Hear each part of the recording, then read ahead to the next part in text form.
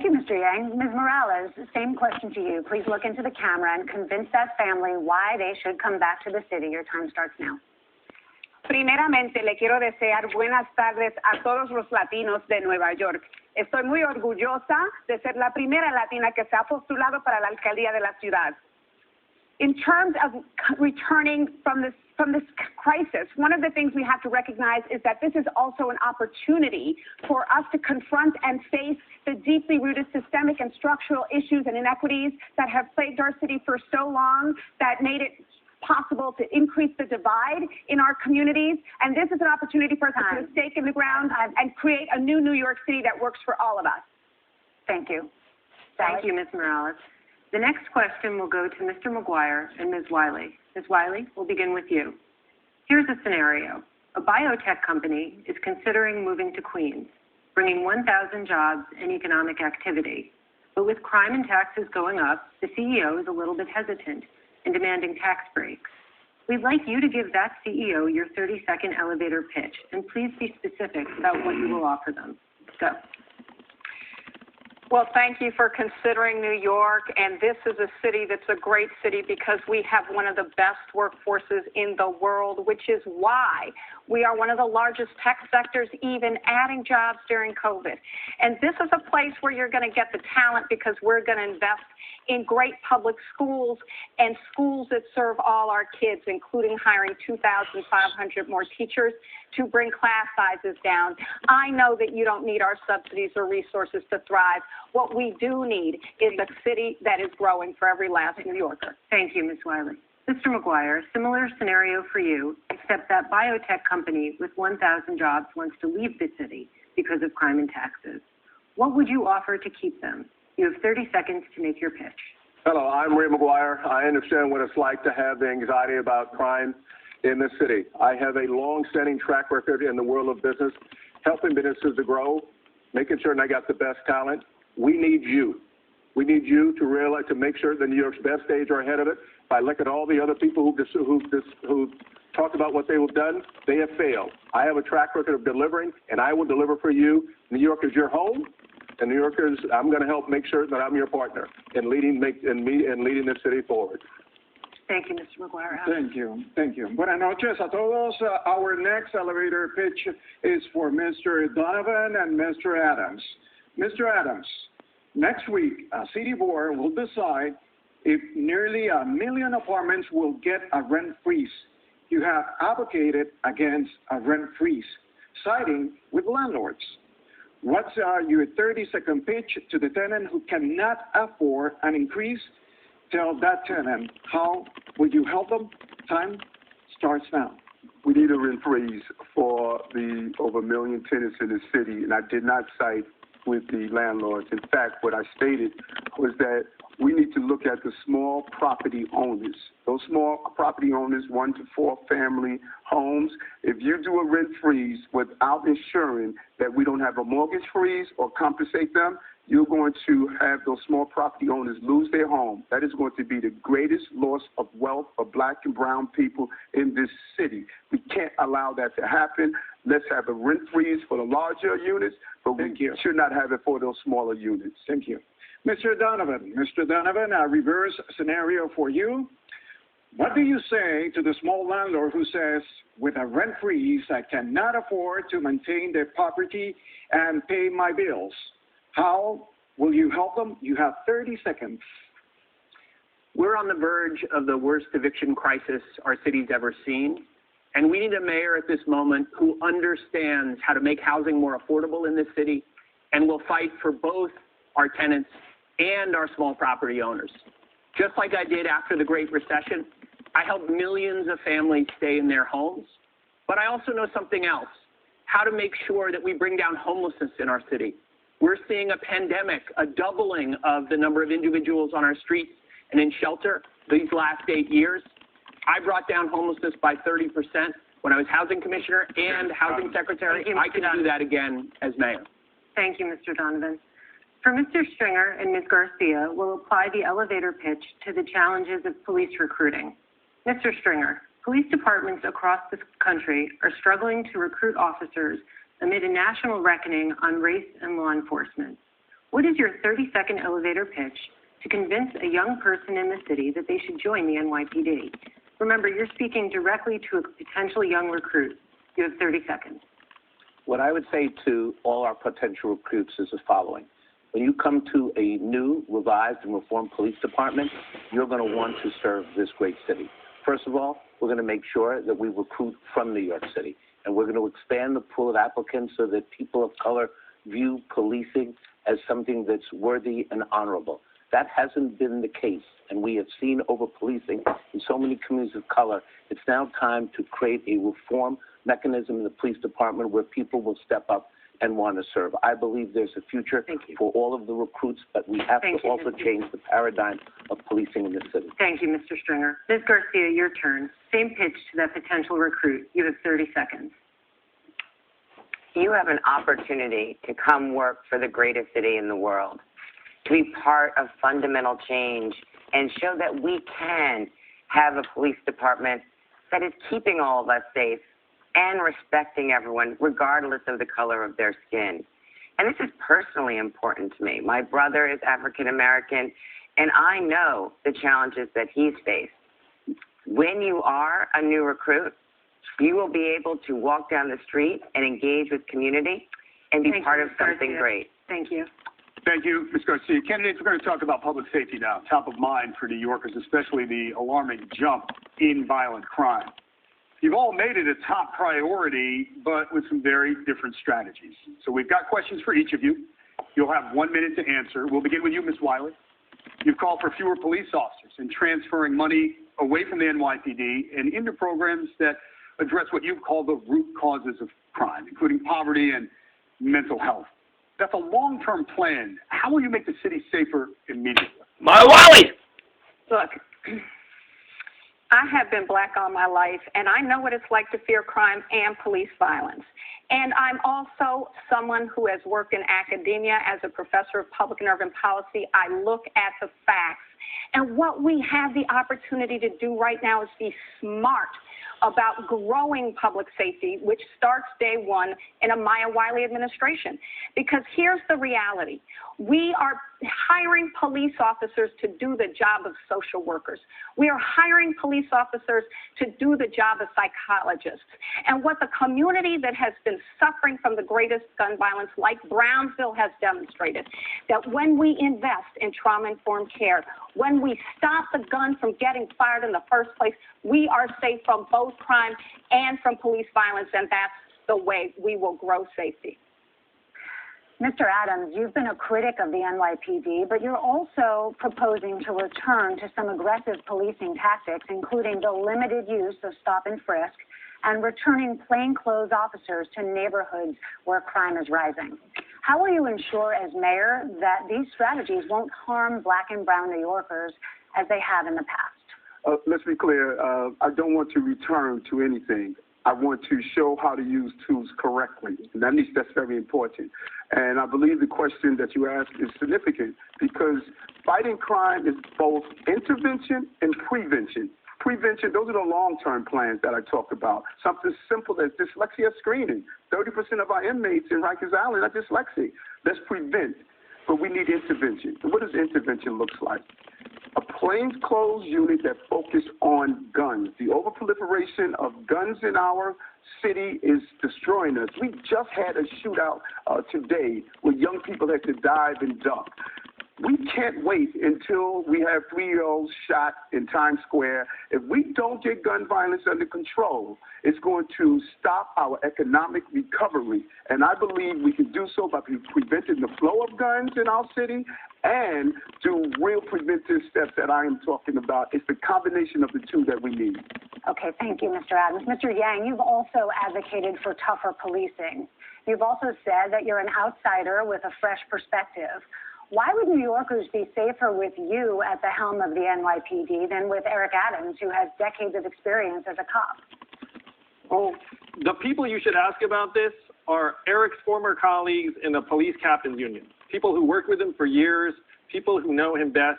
They just endorsed me to be the next mayor of New York City. They think I'm a better choice than Eric to keep us and our families safe. And the reason for this is that they want someone honest as a partner who will actually follow through.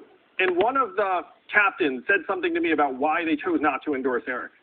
They said that Eric last summer advised New Yorkers to take matters into their own hands and confront their neighbors over illegal fireworks. One woman, Shatavia Walls, took Eric's advice and was killed. And a captain said to me while we were talking about working together, said that this was the most irresponsible thing he'd seen from a public official, and it's not the kind of leadership that he wanted to see in the next mayor. I was also endorsed by the Firefighters Union last week, another group of New Yorkers who literally rush into burning buildings to save our lives and property. I will do everything necessary to keep us and our families Mr. safe. Yang, thank you. Mr. Adams, would you like to respond briefly? Yes, he first should follow the rules. Stop means stop. Those captains that he's talking about, they didn't endorse him because they thought he could do a job.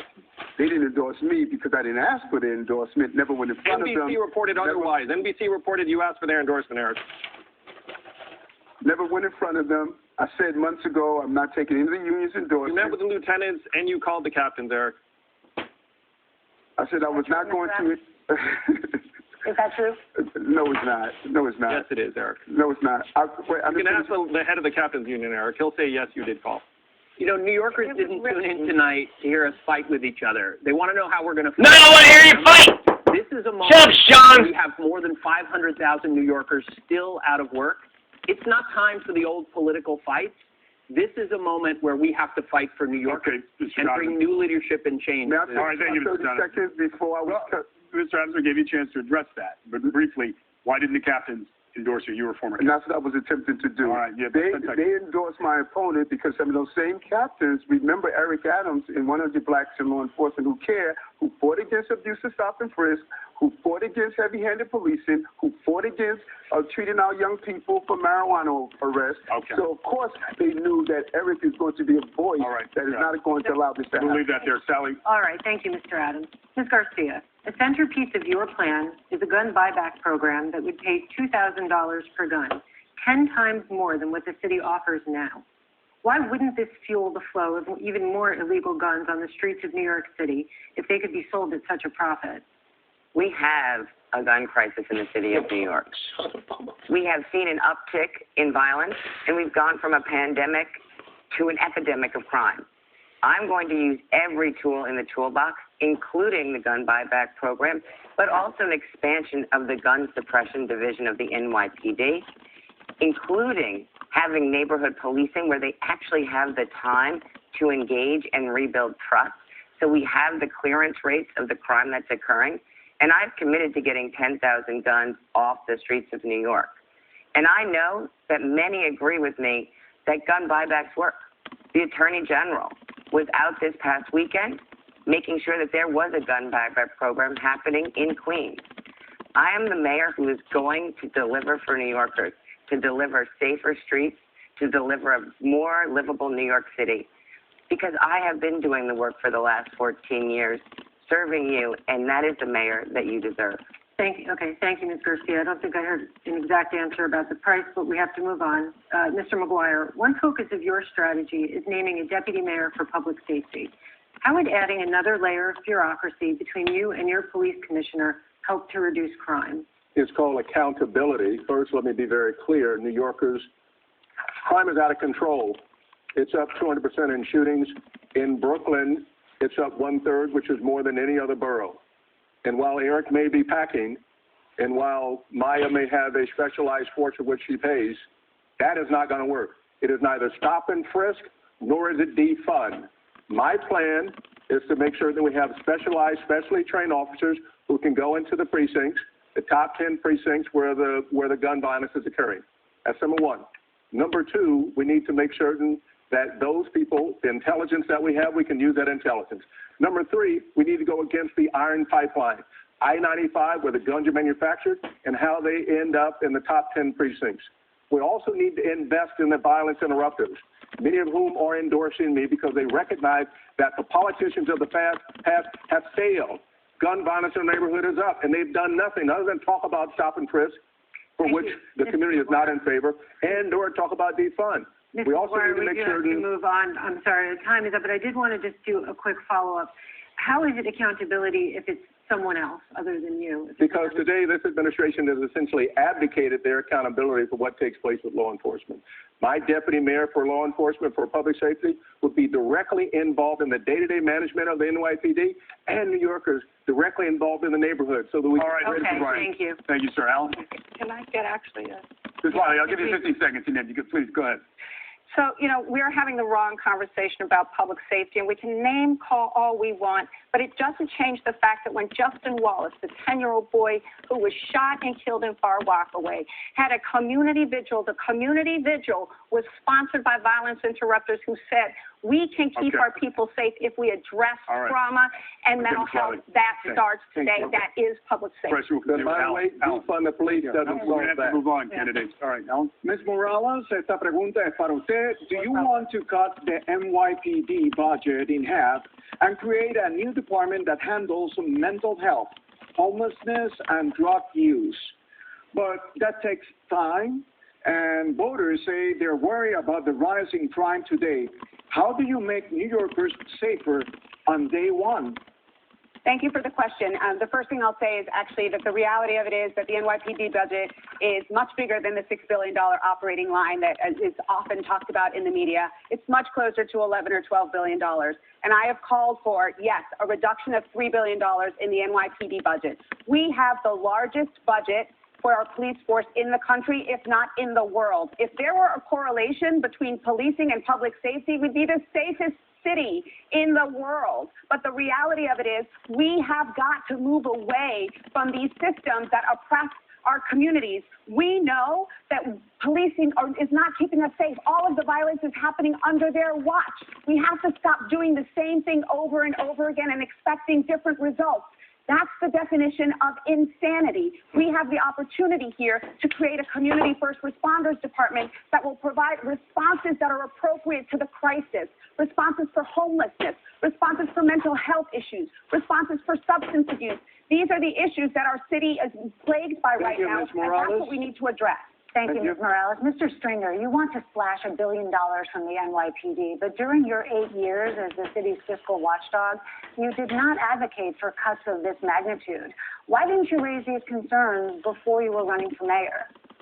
Well, first of all, as a kid who grew up here in the 1970s in Washington Heights, I remember when there were 2,000 murders a year, and I remember our community being a roving crime scene. So I want to say, first and foremost, as mayor, I'm not taking my kids or any kids back to those days. What I'm advocating for is pretty simple. It's about chewing gum and walking at the same time. We do have to have a police response, meaning we have to take senior officers and focus on the hot spots where the guns and the crime is happening. We have to up the clearance rates, what I've advocated for as a candidate for mayor. We're at an all-time low of 26%. We also have to make sure that we attack the bureaucracy at One Police Plaza, which has grown 76% over the last many years, and we have starved the precincts, not just of police resources, but also the violence interrupter programs, the community programs that actually keep kids out of the criminal justice system. I suggested cutting $265 million per year and reinvesting it in the programs that keep kids away from the criminal justice system. So it's not $1 billion a year. It's $1 billion. It's $265 over 4 years. I'm not sure we heard an answer as to why you didn't raise these concerns until more recently. I have been talking about these issues for many, many years, and at forums when it came time to be mayor, it was time to get specific. And when I was asked, I gave the response. Okay, thank you, Mr. Stringer. Mr. Donovan, last month you attended a small protest in honor of George Floyd, where at one point a leader of your group used a megaphone to shout at some members of the NYPD, using words like pigs and racists. You were silent. As mayor, would you continue to participate in similar protests? I condemn those words, and I want to be clear. At this moment, we need a police department that is focused on two clear things, both reducing violence and guns in our city and making sure that we have respect for every single New Yorker, especially in our Black and brown communities. To reduce gun violence and to create safety, we need to make sure that our police are focused on doing exactly that, not asking them to be mental health experts with our homeless or patrol the hallways of our schools. We also need to make sure that we're investing in the solutions in our communities that break the cycle of mental health and violence that we're seeing on our streets and on our subways. When I was housing commissioner, I created a program to help folks coming out of Rikers get housing and services they needed. Years later, the vast majority, over 90%, were stably housed, getting back to work, and hadn't reoffended. It's now been replicated in almost 30 cities around the country. Yes or no? That's the kind of work that I would do as mayor. Mr. Donovan, yes or no, please, would you continue to participate in similar protests? I was clear that those are not my words. I condemn any kind of hatred at anyone in our community. Yes no, so but this is a broader question about policing and about how we reduce violence in our city. Candidates, we're going to move on with a quick lightning round at this point. A few questions, looking for fast answers. A show of hands on this first one. Police officers on the subway. Raise your hand if you believe there should be more officers on trains and platforms. All right. So acknowledging here, Mr. Stringer, Ms. Morales, Ms. Wiley have not raised their hands. All the other candidates have raised their hand. More officers on trains and platforms. Education. Another show of hands, candidates. Raise your hand if you would support a longer school day to make up for the learning loss that has occurred because of the pandemic. All right, again, those Ms. Morales and Mr. Stringer have not raised their hands. All the other candidates have raised their hands on a longer school day to address the pandemic.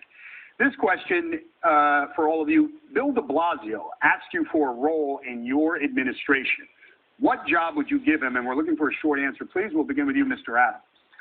I would sit down with the mayor and ask the question, what would you have done differently?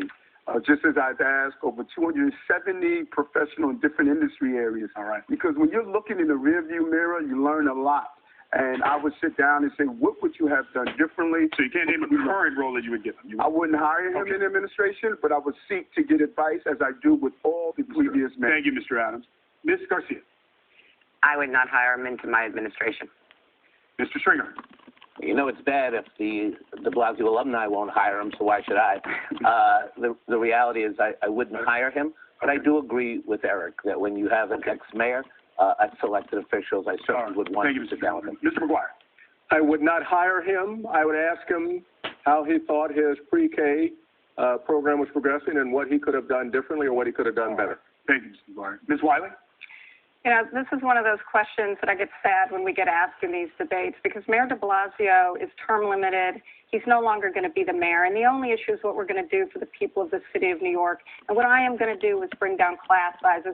I'm going to keep people safer by recognizing we need greater police accountability. So Ms. Wiley, would you consider him for any role in administration? Should he ask for one? I am not going to offer a position to the mayor who has not asked for one either. Mr. Donovan.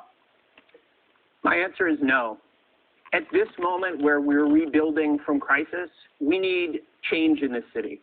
We need to move away from the politics of the past 8 years of a mayor who's demonized and divided us. Thank you. And we need new leadership in this city. All right. Thank you. Ms. Morales? I really wish we would, honestly, I really wish we would move away from this ongoing sort of bashing of the current mayor. I would not offer him a position. I think it's time for us to look forward and think about how it is we need to transform the city so that we can meet the needs and the demands of New Yorkers. All right, thank you, Ms. Morales. Today. Mr. Yang. People are looking for a change. He wouldn't want a job in my administration, and I wouldn't give one to him. Okay, thank you. Melissa? Okay, many New Yorkers feel that homelessness and mental illness on the streets have gotten worse in recent years. And it's been compounded by the pandemic. Billions of dollars have been spent on housing, shelters, and outreach over the decades, and yet here we are. What is one specific, tangible thing you would do that has not been tried before? You each have 1 minute. We begin with you, Mr. McGuire. What has not been tried before, New Yorkers, is to build truly affordable housing. Today we have 50 to 60,000 or so New Yorkers who are homeless. Those who are homeless families, somewhere between 25 and 30,000.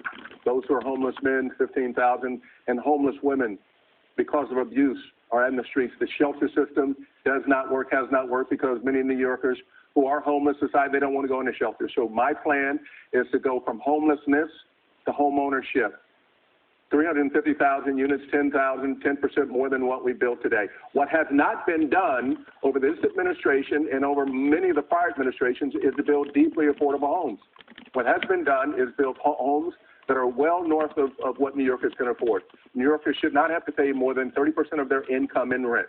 We have examples like this today in the Bronx called the Bronx Commons. I would replicate those kinds of complexes which work Those people pay formerly homeless up to the people who can pay a lot more.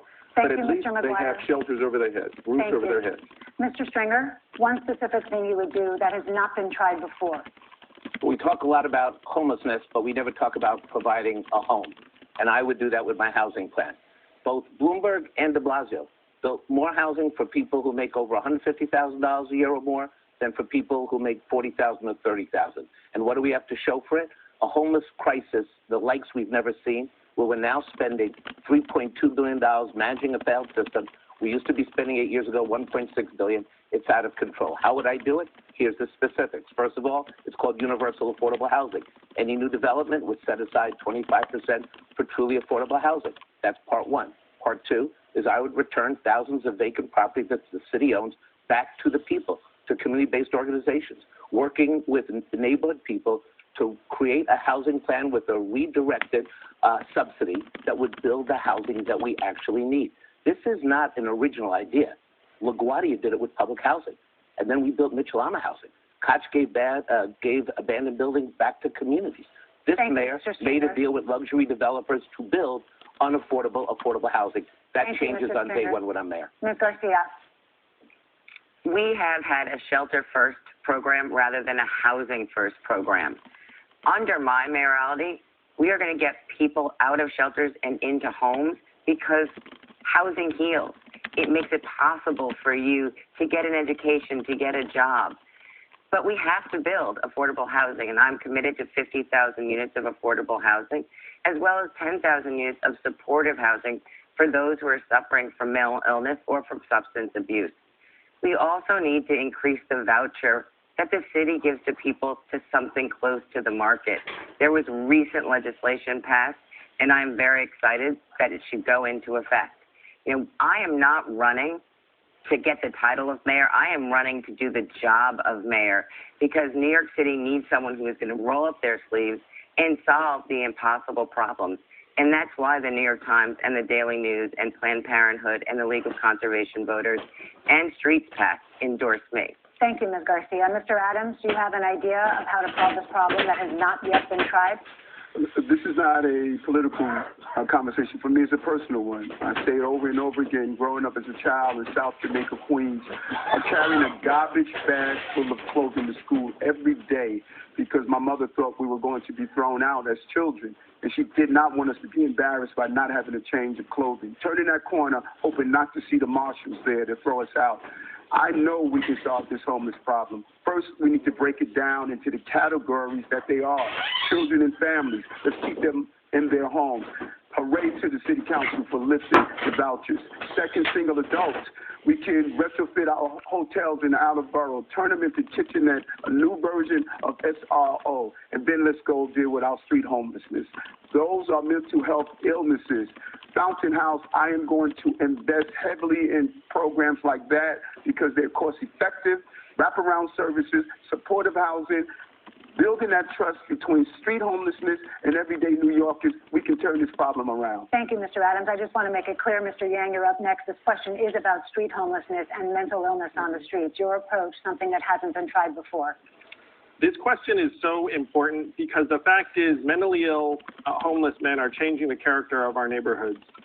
A woman, my wife Ellen is friends with in her mom group in Hell's Kitchen, was punched in the face by a mentally ill man. Sent a picture of her bruised face around the mom group, spread like wildfire. This is happening in New York City, and we're not talking enough about it. Families are leaving as a result. In East Harlem, the neighborhood has been changed. Upper West Side, the neighborhood has been changed. We owe our people and our families better than this, and I'm frustrated by the political nature of these responses. I mean, we're not talking about housing affordability. We're talking about the hundreds of mentally ill people we all see around us every day on the streets and the subways. We need to get them off of our streets and our subways into a better environment. And when you ask what I'm going to do differently, I'm going to rebuild the stock of psych beds in our city because the number's gone down 14%. It should be going up 100% until there are resources necessary for anyone who's mentally ill to not be on our streets. It's not right for them.